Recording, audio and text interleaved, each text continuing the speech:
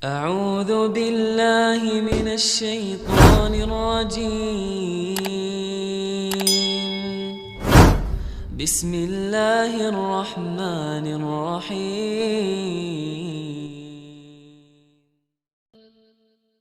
Tadi pagi kami mendapat pesan dari teman-teman kami yang mengaku aswaja ya. Mereka bertanya melalui pesan singkat, katanya, kenapa ustadz-ustadz salafi tidak bisa menerima perbedaan, katanya ya. Maka kami jawab begini ya, saudara penanya. Jika memang hukum tersebut tidak ada khilaf, tidak ada perbedaan di kalangan ulama, maka tidak mungkin kami katakan bahwa hukum tersebut ada perbedaan, ada khilaf ya. Tetapi jika memang hukum tersebut memang ada khilaf, ada perbedaan, maka kami juga akan menjelaskan bahwa masalah tersebut masalah khilafiyah ya. Kami contohkan masalah khilaf yang sederhana ya. Seperti contohnya hukum membaca bismillah di surah Al-Fatihah misalnya ya. Itu hukumnya khilafiyah. Menurut mazhab Asy-Syafi'i disunnahkan ketika membaca surah Al-Fatihah bismillahnya dikeraskan. Dalilnya mana? Dalilnya hadis yang bersumber dari Abu Hurairah radhiyallahu anhu yang diriwayatkan oleh Al-Imam Daruqutni. Kata Rasul sallallahu alaihi wasallam, "Idza qara'tumul Fatihah qara'u bismillahirrahmanirrahim fa innaha ihda min ayatiha." Artinya, jika kalian membaca surah Al-Fatihah, maka baca bismillahirrahmanirrahim, sebab bismillah itu ayat pertama dari surat Al-Fatihah. Nah, hadis ini dijadikan dalil oleh Al-Imam Asy-Syafi'i atau dijadikan dalil oleh ulama Syafi'iyah bahwa hukum mengeraskan baca bismillah itu hukumnya sunnah ya. Tetapi ulama yang lain seperti mazhabnya Imam Abu Hanifah, mazhabnya Imam Ahmad bin Hambal mengatakan bahwa tidak disunnahkan dikeraskan, yang sunnah itu disirkan, dipelankan berdasarkan hadisnya yang bersumber dari Anas bin Malik radhiyallahu anhu yang diriwayatkan oleh Al-Imam Al-Bukhari dan Imam Muslim. Diterangkan di sana, annan nabiyya sallallahu alaihi wasallam wa Abi Bakrin wa Umar kanu yaftatihuna as-salata bilhamdulillahi rabbil alamin la yadhkuruna bismillahirrahmanirrahim. Di dalam riwayat yang lain, la yajharuna bi bismillahirrahmanirrahim. Diterangkan di sana, kata Anas bin Malik radhiyallahu anhu, sesungguhnya Nabi Muhammad sallallahu alaihi wasallam, Abu Bakar dan Umar, mereka memulai salatnya langsung membaca alhamdulillahi rabbil alamin la yajharuna bi bismillahirrahmanirrahim. Mereka tidak mengeraskan bismillahirrahmanirrahim.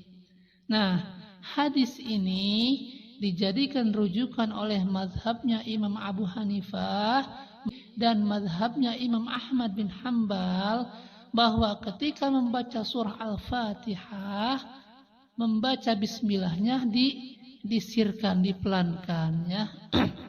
Nah, itu sedikit contoh hukum yang hukum tersebut memang masalah khilafiyah ya.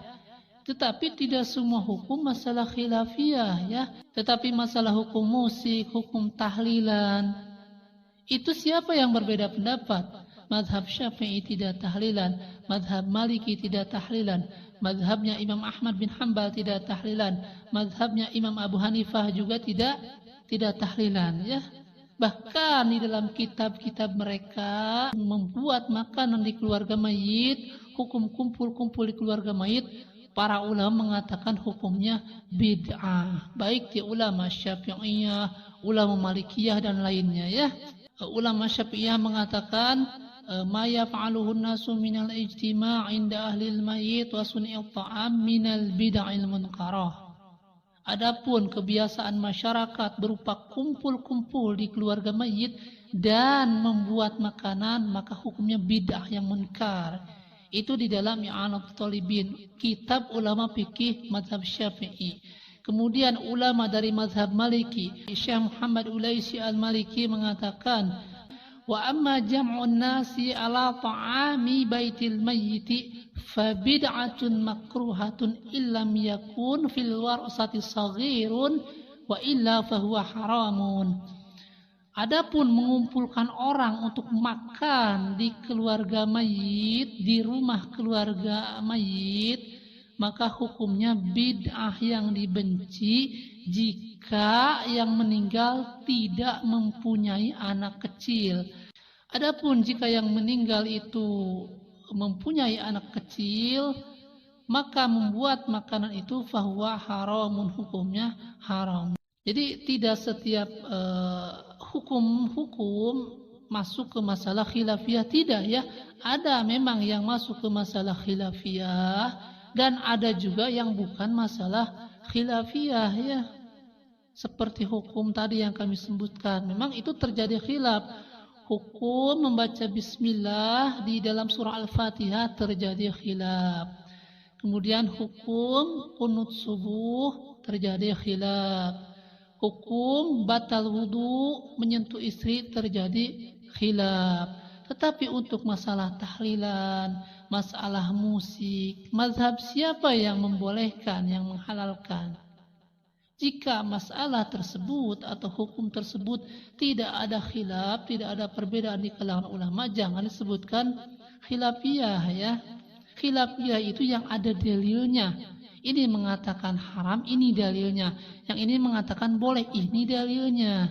Sementara masalah tahlilan, masalah musik itu sudah disepakati oleh para ulama bahwa tahlilan tidak pernah dilakukan oleh Imam Syafi'i, Imam Malik, Abu Hanifah, Imam Ahmad bin Hanbal dan ulama yang lainnya ya.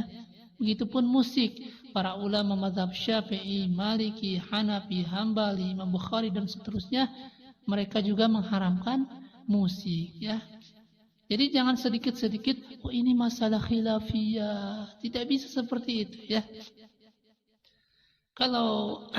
Kalau sedikit-sedikit khilafiyah, nanti semua masalah jadi khilafiyah. Bagaimana hukum riba? Oh, riba khilafiyah. Bagaimana hukum zina? Zina juga khilafiyah. Lama-lama sholat yang 5 waktu juga khilafiyah. Ya. Tidak seperti itu ya. Kalau sekedar ini khilafiyah, tetapi tidak bisa memberikan hujah. Jangankan orang dewasa, anak kecil pun bisa mengatakan, oh ini khilafiyah, ini khilafiyah. Ketika mengatakan ini khilafiyah, ini perbedaan, harus bisa menghadirkan hujah. Menurut mazhab ini, hukumnya haram, ini dalilnya. Tetapi menurut mazhab ini, hukumnya halal, ini dalilnya. Begitu loh caranya. Nah, mungkin